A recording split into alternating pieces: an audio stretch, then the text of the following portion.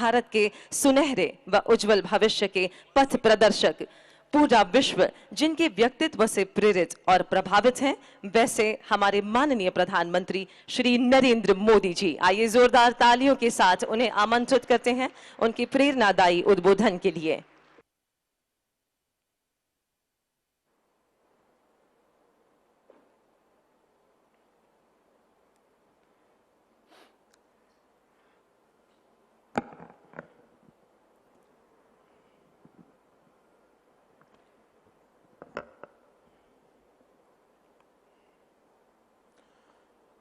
गुजरात के मुख्यमंत्री श्री विजय रूपाणी जी, उप मुख्यमंत्री श्री नितिन पटेल जी, गुजरात सरकार के मंत्रीगण, सांसदगण और मेरे प्यारे भाई और बहनों,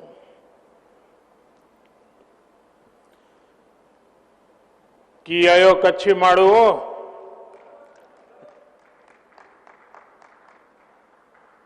शी केड़ो आए, शियारो अने कोरोना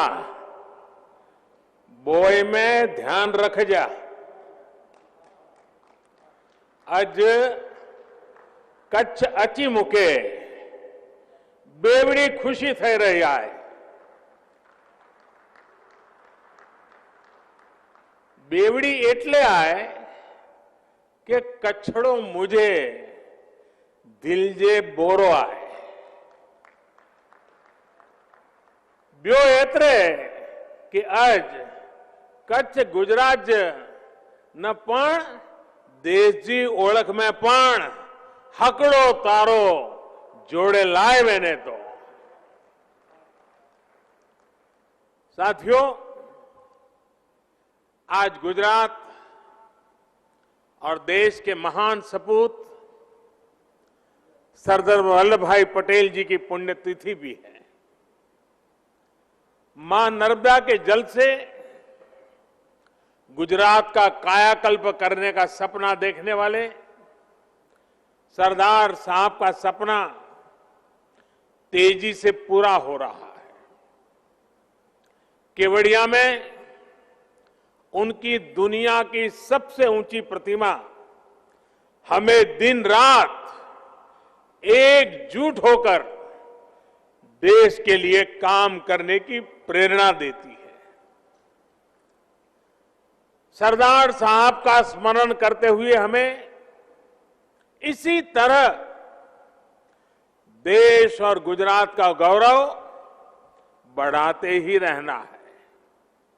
साथियों, आज कच्छ में भी नई ऊर्जा का संचार हो रहा है। सोचिए, हमारे कच्छ में दुनिया का सबसे बड़ा हाइब्रिड रिन्यूएबल एनर्जी पार्क, और ये कितना बड़ा है?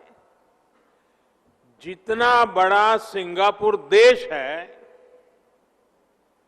बहरीन देश है, लगभग उतने बड़े क्षेत्र में कच्छ का ये रिन्यूएबल एनर्जी पार्क होने वाला है। अब आपको अंदाज आता होगा कि कितना विशाल होने वाला है। 70,000 हेक्टेयर, यानी भारत के बड़े बड़े शहरों से भी बड़ा ये कच्छ का रिन्यूएबल एनर्जी पार्क। ये जब सुनते हैं ना, ये शब्द कान में पड़ते हैं, ये सुनकर कितना अच्छा लगता है। लगता है कि नहीं लगता है कच्छ वालों को? मन कितना गर्व से भर जाता है। साथियों, आज कच्छ ने न्यू एज टेक्नोलॉजी और न्यू एज इकोनॉमी दोनों ही दिशा में बहुत बड़ा कदम उठाया है। खावड़ा में रिन्यूएबल एनर्जी पार्क हो, मांडवी में डिसैलिनेशन प्लांट हो और अंजार में सरहद डेयरी के नए ऑटोमेटिक प्लांट का शिलान्यास, तीनों ही कच्छ की विकास यात्रा में नए आयाम लिखने वाले हैं। और इसका बहुत बड़ा लाभ यहां के मेरे किसान भाइयों बहनों को, पशुपालक भाइयों बहनों को, यहां के सामान्य नागरिकों को और विशेषकर हमारी माताओं बहनों को होने वाला है। साथियों, मैं जब कच्छ के विकास की बात करता हूं तो मन में बहुत सारी पुरानी सारी यादें, सारी तस्वीरें एक साथ आने लगती हैं। एक समय कहा जाता था कच्छ इतनी दूर है, विकास का नामो निशान नहीं है, कनेक्टिविटी नहीं है, बिजली, पानी, सड़क चुनौती का एक प्रकार से दूसरा नाम ही ये था। सरकार में भी ऐसा कहा जाता था कि अगर किसी को पनिशमेंट पोस्टिंग देना है तो कच्छ में भेज दो, और लोग भी कहते हैं मुझे तो काला पानी की सजा हो गई। आज स्थिति ऐसी है कि लोग सिफारिश करते हैं मुझे कुछ समय कच्छ में मौका मिल जाए काम करने का। कुछ लोग तो ये भी कहते थे कि इस क्षेत्र में विकास कभी हो ही नहीं सकता। ऐसे ही हालत में कच्छ में भूकंप की त्रासदी भी आई।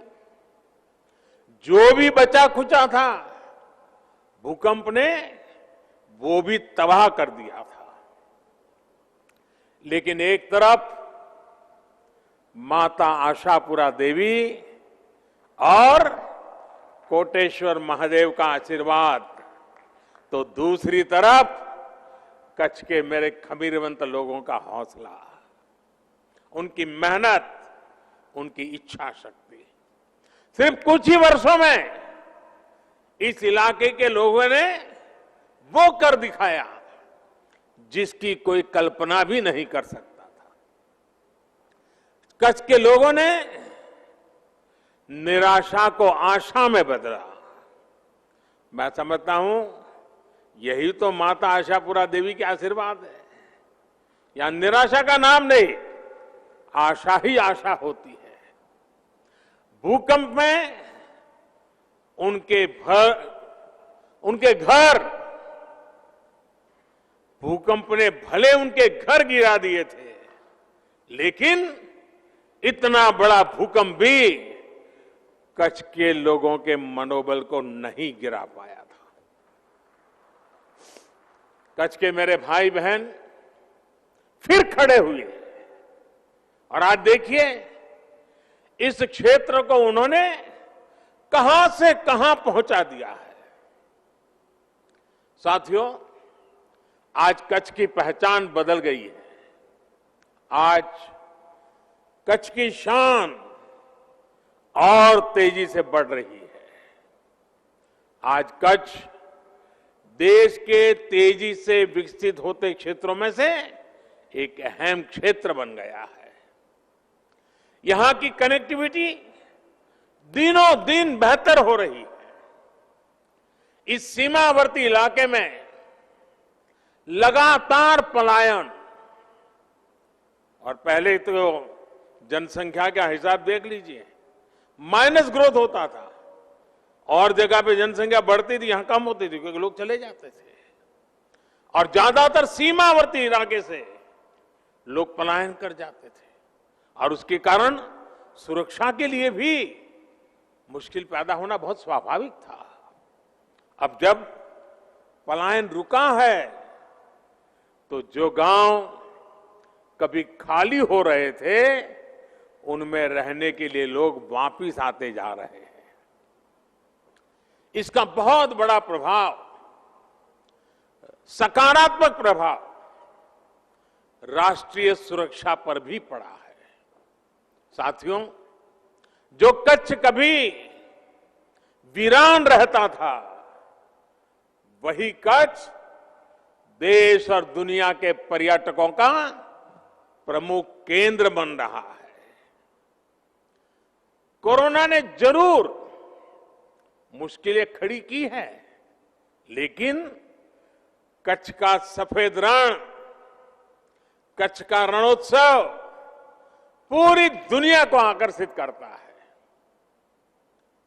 एवरेज औसतन 4 से 5 लाख टूरिस्ट रणोत्सव के दौरान यहां आते हैं।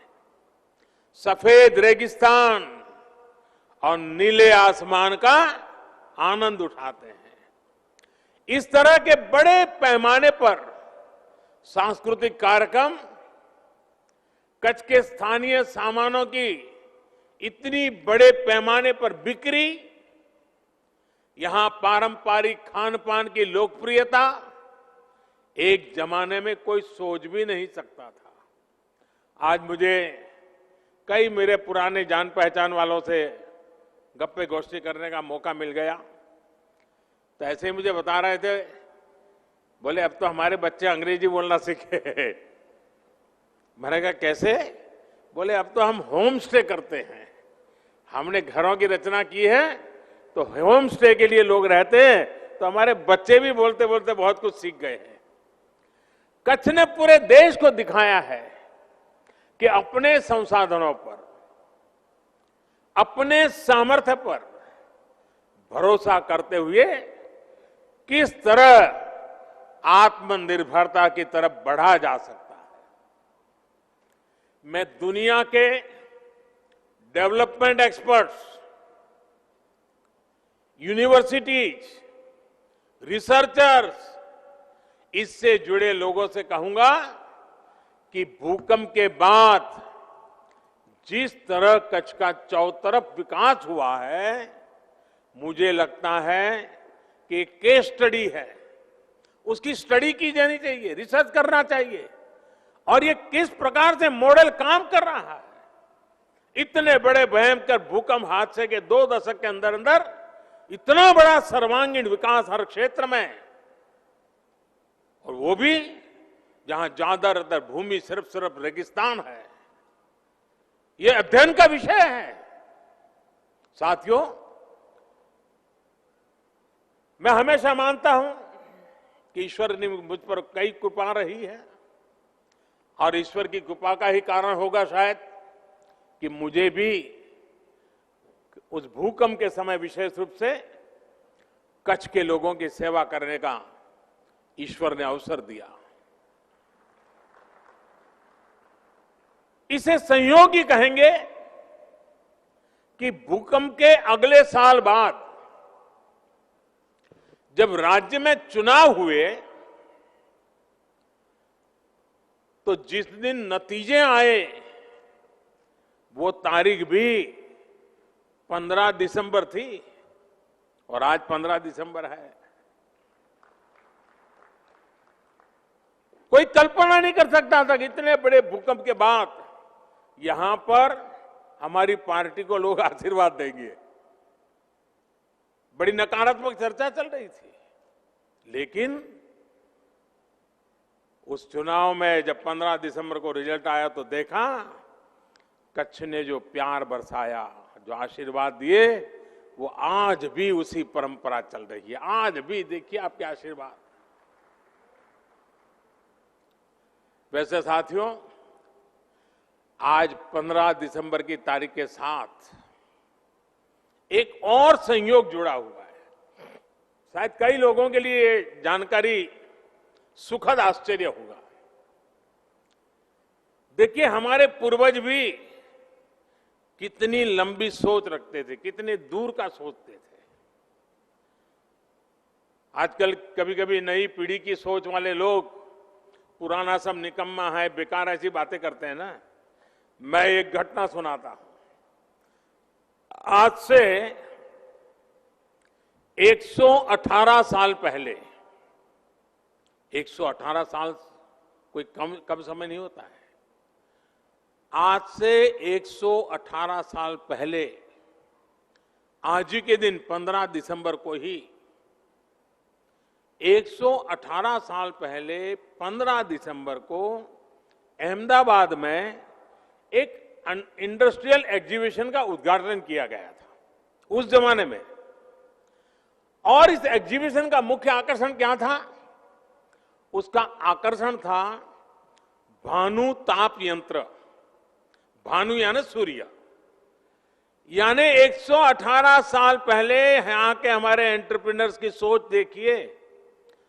भानु ताप यंत्र यानी सूर्य ताप यंत्र, ये सबसे बड़े आकर्षण का कारण था। यानी भानु ताप यंत्र यानी सूर्य की गर्मी से चलने वाला यंत्र, और एक तरह से वो सोलर कुकर की तरह उन्होंने विकसित किया था 118 साल पहले। आज 118 साल बाद, आज 15 दिसंबर को ही सूरज की गर्मी से चलने वाले इतने बड़े रिन्यूएबल एनर्जी पार्क का उद्घाटन हो किया गया है। इस पार्क में सोलर के साथ साथ पवन ऊर्जा दोनों से करीब 30,000 मेगावाट बिजली पैदा करने की क्षमता होगी। इस रिन्यूएबल एनर्जी पार्क में करीब करीब 1.5 लाख करोड़ रुपए का निवेश होगा। सोचिए, रेगिस्तान की कितनी बड़ी भूमि का सदुपयोग होगा। सीमा के साथ पवन चक्कियां लगने से सीमा सुरक्षित भी और अधिक बेहतर होगी। आम लोगों का बिजली का बिल कम करने के लिए जिस लक्ष्य को लेकर के देश चल रहा है, उसे भी मदद मिलेगी। इस प्रोजेक्ट से किसानों और उद्योगों दोनों को बहुत बड़ा लाभ होगा। और सबसे बड़ी बात, इससे प्रदूषण कम होगा, हमारे पर्यावरण को भी लाभ होगा। इस रिन्यूएबल एनर्जी पार्क में जो बिजली बनेगी वो प्रति वर्ष 5 crore ton carbon dioxide 5 crore ton carbon dioxide emission उसको रोकने में मदद करेगी। और ये जो काम होने वाला है, अगर उसको पर्यावरण के हिसाब से देखना है तो ये काम करीब करीब 9 करोड़ पेड़ लगाने के बराबर होगा। 9 करोड़ पेड़। ये एनर्जी पार्क भारत में per capita carbon dioxide emission को भी कम करने में बहुत बड़ा योगदान देगा। इससे करीब 1 लाख लोगों को रोजगार के नए अवसर भी उपलब्ध होंगे। इसका बहुत बड़ा लाभ कच्छ के मेरे युवाओं को होगा। साथियों, एक समय था जब गुजरात के लोगों की मांग होती थी कि कम से कम रात में खाना खाते समय तो कुछ देर बिजली मिल जाए, यही मांग होती थी। जब मैं नया नया मुख्यमंत्री बना था, जहां भी जाता था लोग यही मांग करते थे। आज गुजरात देश के उन राज्यों में से एक है जहां शहर हो या गांव 24 घंटे बिजली सुनिश्चित की जाती है। आज जो 20 साल का नौजवान होगा उसे पता नहीं होगा कि पहले क्या हालत थी। उसे तो अंदाज भी नहीं आएगा कि इतना बड़ा बदलाव आया है। ये बदलाव गुजरात के लोगों के अथक प्रयासों से ही संभव हो पाया है। अब तो किसानों के लिए किसान सूर्योदय योजना के तहत अलग से पूरा नेटवर्क भी तैयार किया जा रहा है। किसानों को रात में सिंचाई की मजबूरी ना हो, इसके लिए विशेष लाइनें बिछाई जा रही है। भाइयों और बहनों, गुजरात देश का पहला राज्य है जिसने सौर ऊर्जा को ध्यान में रखते हुए नीतियां बनाई, निर्णय लिए।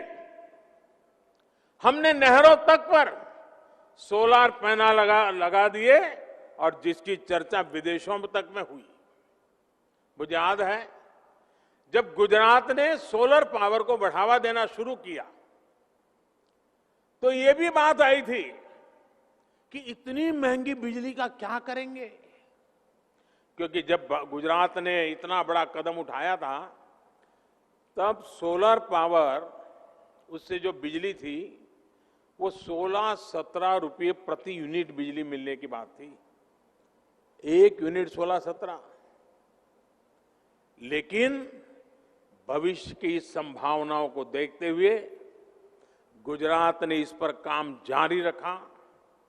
आज वही बिजली गुजरात ही नहीं पूरे देश में 2 रुपये 3 रुपये प्रति यूनिट बिक रही है। गुजरात ने तब जो काम किया था उसके तब के अनुभव आज देश को दिशा दिखा रहे हैं। आज भारत रिन्यूएबल एनर्जी के उत्पादन के मामले में दुनिया की चौथी बड़ी ताकत है, दुनिया की। हर हिंदुस्तानी को गर्व होगा दोस्तों। बीते 6 साल में हमारी सौर ऊर्जा, उसकी हमारी क्षमता 16 गुना बढ़ गई है। हाल में एक क्लीन एनर्जी इन्वेस्टमेंट रैंकिंग आई है। इस क्लीन इन्वेस्टमेंट एनर्जी रैंकिंग जो है 104 देशों का मूल्यांकन हुआ और नतीजा ये निकला है कि दुनिया के 104 देशों में पहले 3 में भारत ने अपनी जगह बना ली है। क्लाइमेट चेंज के खिलाफ लड़ाई में अब भारत पूरी दुनिया को दिशा दिखा रहा है, नेतृत्व कर रहा है। साथियों, 21वीं सदी के भारत के लिए जिस तरह एनर्जी सिक्योरिटी जरूरी है, उसी तरह वाटर सिक्योरिटी भी महत्वपूर्ण है। और मेरा शुरू से कमिटमेंट रहा है कि पानी की कमी की वजह से न लोगों का विकास रुकना चाहिए और न ही किसी क्षेत्र का विकास रुकना चाहिए। पानी को लेकर भी गुजरात ने जो काम किया है वो आज देश के लिए दिशा दर्शक बना है। एक समय था जब कच्छ में मां नर्मदा का पानी पहुंचाने की बात की जाती थी तो कुछ लोग मजाक उड़ाते थे। वो यही कहते थे तो राजनीतिक बातें हैं, होने वाला कुछ नहीं है। कभी कभी लोग कहते थे 600-700 किलोमीटर दूर मां नर्मदा, वहां से पानी यहां कैसे पहुंच सकता है? ये कभी भी नहीं होगा। आज कच्छ में नर्मदा का पानी भी पहुंच रहा है और मां नर्मदा का आशीर्वाद भी मिल रहा है। कच्छ का किसान हो या सरहद पर खड़ा जवान, दोनों के लोगों के पानी की चिंता दूर हुई है। यहां के लोगों की विशेष प्रशंसा करूंगा जिन्होंने जल संरक्षण को एक जन आंदोलन में बदल दिया।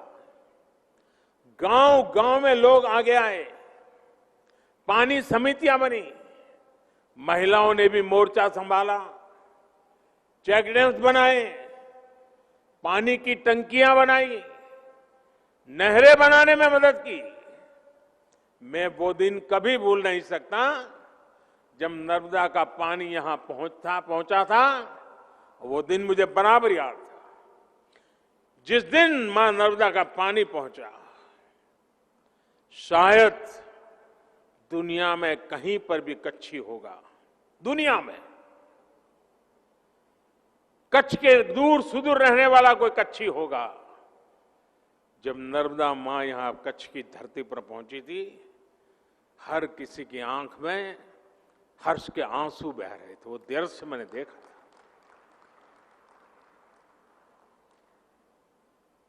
पानी क्या है, ये कच्छ के लोग जितना समझ सकते हैं शायद कोई समझ सकता है।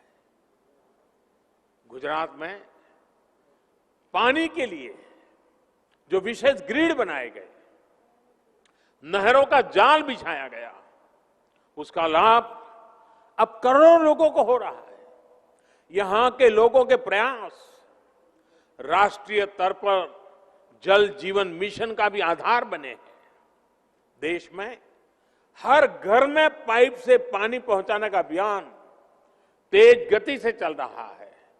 सिर्फ 1.25 साल के भीतर इस अभियान के तहत करीब करीब 3 करोड़ घरों तक पानी का पाइप पहुंचाया गया है। यहां गुजरात में भी 80% से अधिक घरों में नल से जल की सुविधा पहुंच चुकी है। मुझे बताया गया है कि अगले कुछ समय में ही गुजरात के हर जिले में पाइप से पानी की सुविधा उपलब्ध हो जाएगी।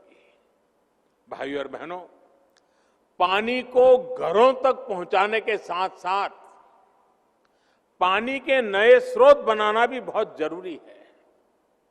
इसी लक्ष्य के साथ ही समंदर के खारे पानी को शुद्ध करके इस्तेमाल करने की व्यापक योजना पर भी काम हो रहा है।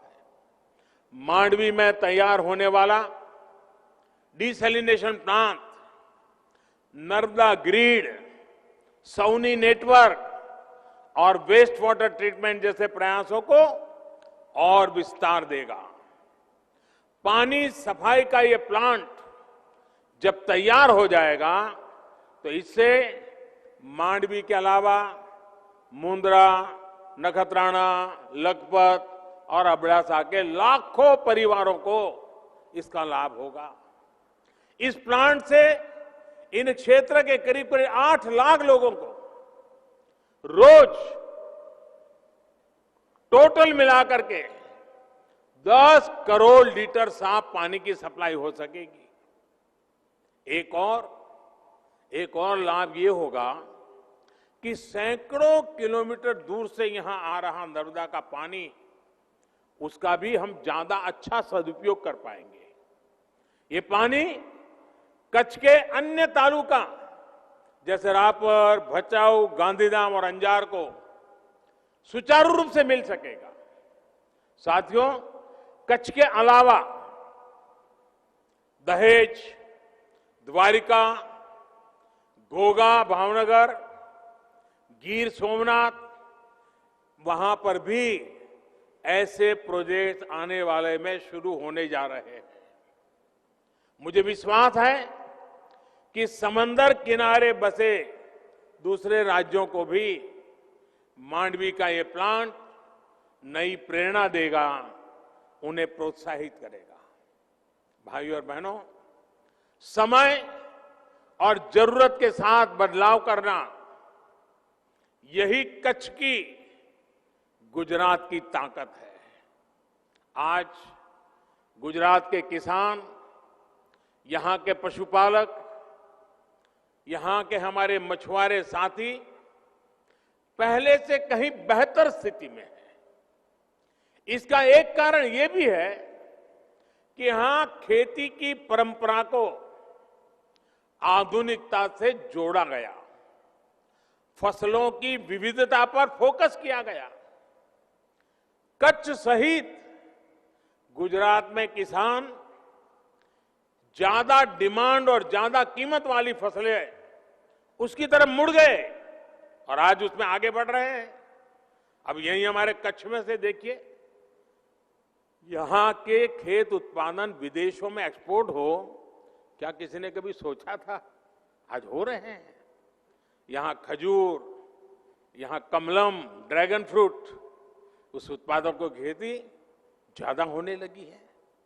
सिर्फ 1.5 दशक में गुजरात में कृषि उत्पादन में 1.5 गुना से ज्यादा बढ़ोतरी दर्ज की गई है। भाइयों और बहनों, गुजरात में कृषि सेक्टर मजबूत होने का एक और बड़ा कारण ये रहा है कि यहां बाकी उद्योगों की तरह ही खेती से जुड़े व्यापार में भी सरकार टांग नहीं अड़ाती है, दखल बखल नहीं करती है। सरकार अपनी दखल बहुत सीमित रखती है, खुला छोड़ दिया है।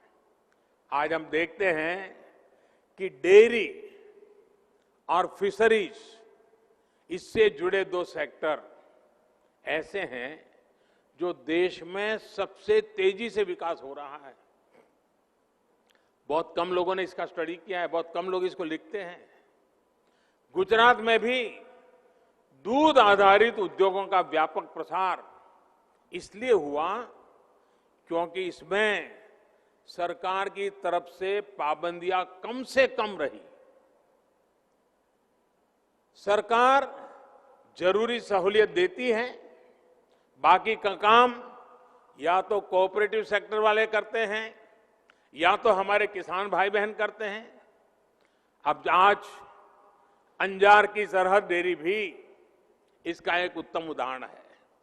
मुझे याद है जब मैं कच्छ में डेयरी होनी चाहिए इस बात को लेकर के शुरू में बात करता था, तो जिससे मिलूं सब निराशा की बात करते, सब कहते थे साहब क्या अब यहाँ क्या, ठीक है थोड़ा बहुत हम इधर उधर कर देते हैं।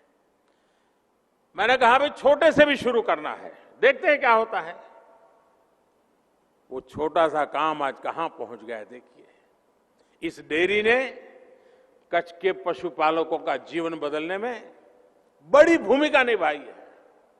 कुछ साल पहले तक कच्छ से, और वो भी बहुत कम मात्रा में, दूध को प्रोसेसिंग के लिए गांधीनगर की डेयरी में लाया जाता था, लेकिन अब वही प्रोसेसिंग अंजार के डेयरी प्लांट में हो रही है।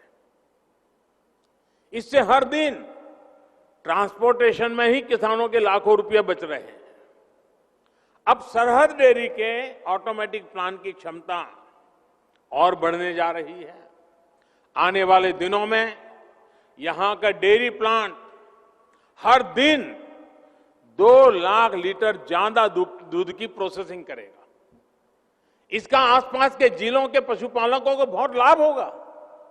यही नहीं, नए प्लांट में दही, बटर मिल्क, लस्सी, मक्खन, खोआ जैसे अनेक मिल्क प्रोडक्ट्स में वैल्यू एडिशन भी संभव हो पाएगा। साथियों, डेयरी सेक्टर में जिन पशुपालकों को लाभ हो रहा है उसमें से ज्यादातर छोटे किसान ही है। किसी के पास 3 पशु हैं, 4 पशु हैं, किसी के पास 5, किसी के पास 7, और ऐसा करीब करीब पूरे देश में ही है। यहां कच्छ की बन्नी भैंस, ये हमारी बन्नी भैंस तो दुनिया में अपना नाम कमा रही है। कच्छ में तापमान चाहे 45 डिग्री हो या फिर तापमान 0 से नीचे हो, बन्नी भैंस आराम से सब कुछ सहती है और बहुत मौज से रहती है। इसे पानी भी कम चाहिए और चारे के लिए वो दूर दूर तक चल करके जाने में बन्नी की भैंस को कोई दिक्कत नहीं होती। एक दिन में ये भैंस औसतन करीब करीब 15 लीटर दूध देती है और इससे सालाना कमाई 2 से 3 लाख रुपए तक की होती है। मुझे बताया गया है कि अभी हाल में ही एक बन्नी भैंस 5 लाख रुपए से भी ज्यादा में बिकी है। देश के और लोग सुनते होंगे, उनको आश्चर्य होगा, बन्नी की भैंस 5 लाख रुपया, यानी जितने में 2 छोटी कार खरीदे इतने में बन्नी की एक भैंस मिलती है। साथियों, साल 2010 में बन्नी भैंस को राष्ट्रीय मान्यता भी मिली थी। आजादी के बाद भैंस की ये पहली ब्रीड थी जिसे राष्ट्रीय स्तर पर इस तरह की मान्यता मिली। साथियों, बन्नी भैंस के दूध का कारोबार और उसके लिए बनी व्यवस्था यहां कच्छ में बहुत सफल रही है। देश में बाकी जगह पर भी दूध उत्पादक और दूध का व्यवसाय करने वाला प्राइवेट और कोऑपरेटिव सेक्टर दोनों एक दूसरे से जुड़े हैं और एक बेहतरीन सप्लाई चेन उन्होंने खड़ी की है। इसी तरह फल सब्जी से जुड़े व्यवसाय में भी ज्यादातर बाजारों पर सरकारों का सीधा दखल नहीं है। साथियों, यह उदाहरण मैं विस्तार से इसलिए दे रहा हूं क्योंकि आजकल दिल्ली के आसपास किसानों को भ्रमित करने की बड़ी साजिश चल रही है। उन्हें डराया जा रहा है कि नए कृषि सुधारों के बाद किसानों की जमीन पर दूसरे कब्जा कर लेंगे। भाइयों बहनों, मैं आपसे जानता हूं, क्या कोई डेयरी वाला आपसे दूध लेने का कॉन्ट्रैक्ट करता है तो आपकी गाय भैंस ले जाता है क्या? कोई फल सब्जी खरीदने का उद्यम करता है तो क्या आपकी जमीन ले जाता है? क्या आपकी प्रॉपर्टी उठा के ले जाता है क्या? साथियों, हमारे देश में डेयरी उद्योग का योगदान कृषि अर्थव्यवस्था के कुल मूल्य में 25% से भी ज्यादा है। ये योगदान करीब करीब 8 लाख करोड़ रुपए होता है। दूध उत्पादन का कुल मूल्य अनाज और दाल के कुल मूल्य से भी ज्यादा होता है। इस व्यवस्था में पशुपालकों को आजादी मिली हुई है। आज देश पूछ रहा है कि ऐसी ही आजादी अनाज और दाल पैदा करने वाले छोटे और सीमांत किसानों को क्यों नहीं मिलनी चाहिए? साथियों, हाल में हुए कृषि सुधारों की मांग बरसों से की जा रही थी। अनेक किसान संगठन भी पहले ही मांग करते थे कि अनाज को कहीं पर भी बेचने का विकल्प दिया जाए। आज जो लोग विपक्ष में बैठकर किसानों को भ्रमित कर रहे हैं, वो भी अपनी सरकार के समय इन कृषि सुधारों के समर्थन में थे, लेकिन अपनी सरकार के रहते वो निर्णय नहीं ले पाए, किसानों को झूठे दिलासे देते रहे। आज जब देश ने यह ऐतिहासिक कदम उठा लिया तो यही लोग किसानों को भ्रमित करने में जुट गए हैं। मैं अपने किसान भाई बहनों से फिर एक बार कह रहा हूं, बार बार दोहराता हूं कि उनकी हर शंका के समाधान के लिए सरकार 24 घंटे तैयार है। किसानों का हित पहले दिन से हमारी सरकार की सर्वोच्च प्राथमिकताओं में से एक रहा है। खेती पर किसानों का खर्च कम हो, उन्हें नए नए विकल्प मिले, उनकी आय बढ़े, किसानों की मुश्किलें कम हो, इसके लिए हमने निरंतर काम किया है। मुझे विश्वास है हमारी सरकार की ईमानदार नीयत, हमारी सरकार के ईमानदार प्रयास और जिसको करीब करीब पूरे देश ने आशीर्वाद दिए हैं, देश के हर कोने के किसानों ने आशीर्वाद दिए हैं।